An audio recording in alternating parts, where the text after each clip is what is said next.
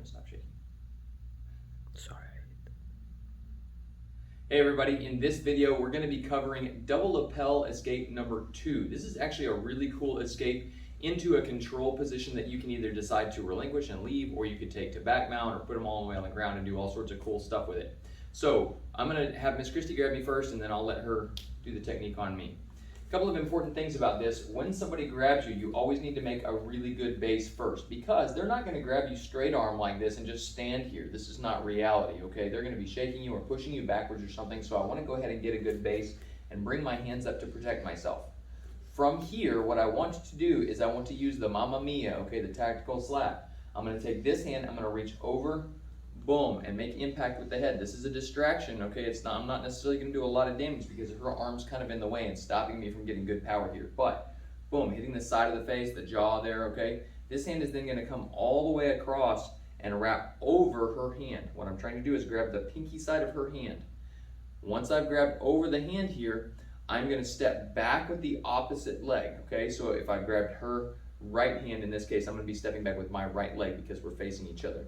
As I do that, this other hand is coming up and going behind her elbow, okay? Just behind the joint where there's that little soft spot where the tendons come in, okay? I'm coming up behind that to push as I step back and extend the shoulder. I'm stepping back and away. Now that her shoulder is extended, I've got a lot of control here, okay? I'm pushing with the side of my arm. I'm pushing down and in a circle. This is pulling to me, and I'm stepping in a circle with my right leg, the same side that I grabbed her hand, so that I can push and pull and take her eventually to the ground, okay? You can do that again a little bit more forcefully this time. So she grabs, I immediately come up to that stable position, distraction, grab, step and pull, boom. So you can see it's a very effective way to get somebody off of you. Now there's some important details that I want you to see. Miss Christy, go ahead and just grab with this hand because I just want them to see couple of things here. Number one, when I'm doing this, I'm not just grabbing the wrist here, I'm actually grabbing the hand.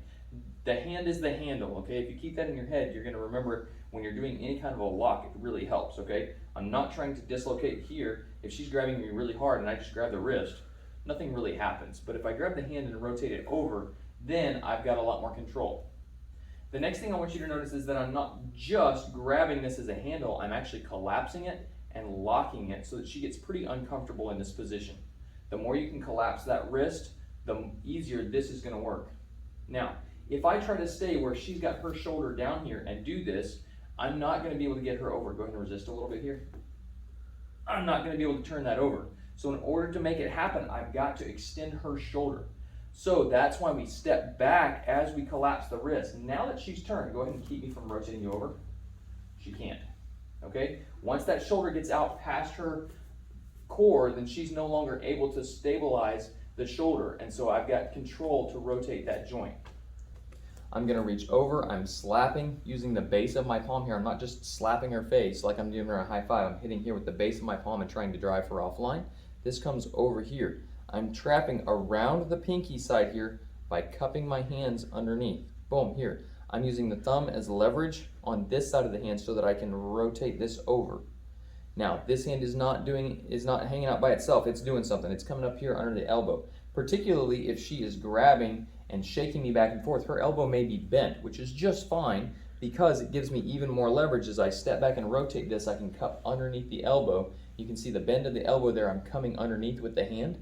But then as I step back and straighten, I'm using the wrist bone here, not the blade of the hand, the wrist bone, to press down into that muscle that's on the back of the elbow.